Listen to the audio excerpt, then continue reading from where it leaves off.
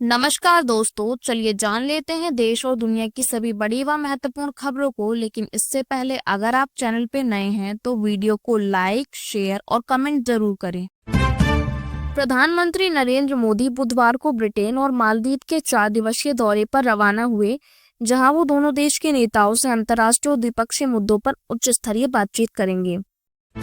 उत्तर प्रदेश में tourism sector तेजी से उभरकर समृद्धि का सारथी बन चुका है। 2028 तक घरेलू और विदेशी पर्यटकों की संख्या 80 करोड़ तक पहुंचने का अनुमान लगाया जा रहा है। मुख्यमंत्री मोहन यादव ने कहा, राज्य सरकार युवाओं और बहनों को रोजगार देने के लिए प्रतिबद्ध है और भोपाल के आचारपुरा में 400 करोड़ का निवेश कर 5 नई इकाइयां शुरू की जाएंगी। डॉक्टर विकास दिव्य कृति को कोर्ट का समन, 2 अगस्त को पेश होने का आदेश। जजों पर की गई टिप्पणी के मामले में अजमेर कोर्ट में मानहानि केस, सशरीर हाजिरी के लिए निर्देश। एमपी पुलिस के एएसआई पवन ने आत्महत्या से पहले वीडियो में कहा कि सीनियर अफसरों और माफियाओं ने उन्हें उत्पीड़ित किया क्योंकि उन्होंने अवैध बालू से भरे ट्रक को पकड़ा था। गाजियाबाद में एसटीएफ ने फर्जी दूतावास का खुलासा करते हुए 44 लाख नगद, वीआईपी नंबर प्लेट वाली लग्जरी गाड़ियां और 34 विदेशी कंपनियों की मोहरों समेत आरोपी हर्षवर्धन जैन को गिरफ्तार किया। बिहार में चल रहे विशेष वोटर वेरिफिकेशन अभियान में खुलासा हुआ, 52 लाख वोटरों के नाम सूची से हट सकते हैं, जिसमें से 7 लाख लोगों के पास 2 आईडी है और लाखों की मौत हो चुकी है जो इसमें शामिल हैं। भारत और चीन के रिश्तों में तेजी से सुधार हो सकता है। गलवान घाटी के बाद पहली बार भारत ने चीनी नागरिकों के लिए वीजा प्रक्रिया आसान करने का फैसला किया है। राजनयिक संबंध बहाल हो सकते हैं। आगरा और मेरठ में बुधवार को निजी स्कूलों को बम से उड़ाने की धमकी भरे ईमेल मिलने के बाद बम निरोधक दस्ते और डॉग स्क्वाड्स ने स्कूल परिसरों की गहन तलाशी ली। कोई संदिग्ध वस्तु नहीं मिली। आम आदमी पार्टी की नेता आतिशी ने दिल्ली जलभराव की तस्वीरें सोशल मीडिया पर साझा की और भाजपा की 4 इंजन सरकार पर तंज कसते हुए कहा कि टिकरी कला स्कूलों में घुटनों तक का पानी भर गया है। लोकसभा में विपक्ष के नेता राहुल गांधी ने गंभीर आरोप लगाते हुए कहा कि भारत में चुनाव की प्रक्रिया को भाजपा द्वारा प्रभावित किया जा रहा है, जिससे लोकतंत्र की साख को ठेस पहुंच रही है। जन सुराज पार्टी के प्रशांत किशोर के नेतृत्व में पटना में हुए प्रदर्शन के दौरान पुलिस ने चितकोहरा गोलंबर के पास प्रदर्शनकारियों पर लाठीचार्ज किया, जिससे वे धरना स्थल तक नहीं पहुंच सके।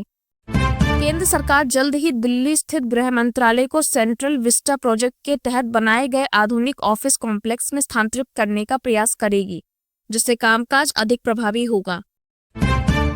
बिहार में गंगा नदी का जलस्तर एक बार फिर तेजी से बढ़ रहा है, जिससे बक्सर से भागलपुर के कहलगांव तक लाखों लोगों के जीवन पर खतरा मंडरा रहा है और बाढ़ राहत की जरूरत बढ़ रही है।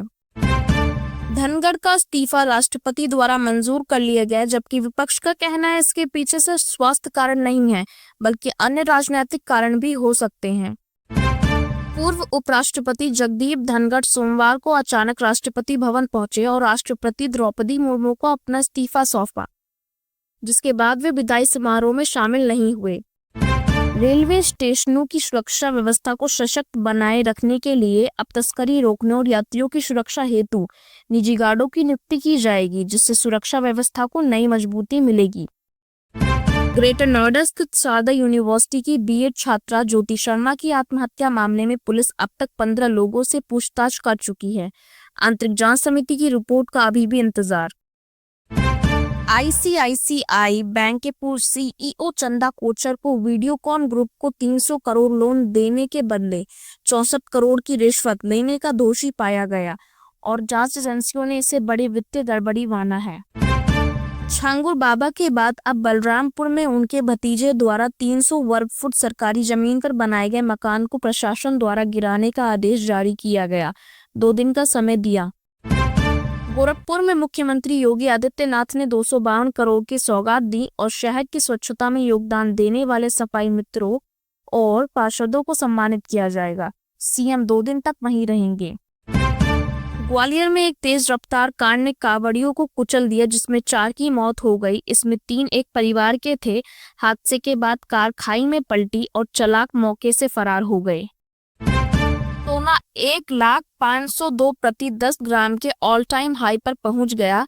इस बार इसमें अब तक 24,340 की बढ़ोतरी हुई और जानकारों का यह मानना है कि ये कीमत 1,04,000 तक पहुंच जाएगी। यमुना में बढ़ता जलस्तर दिल्ली पर मंडराया, बाढ़ का खतरा 204 मीटर तक पहुंच गया। यमुना का पानी हथनीकुंड बैराग से छोड़े गए पानी से हालत गंभीर। उपराष्ट्रपति चुनाव की तैयारी शुरू, धनखड़ के इस्तीफा के बाद चुनाव आयोग हुआ सक्रिय। धनखड़ के त्यागपत्र के बाद उपराष्ट्रपति पद पर जल्द होगा चुनाव, आयोग ने की प्रक्रिया शुरू।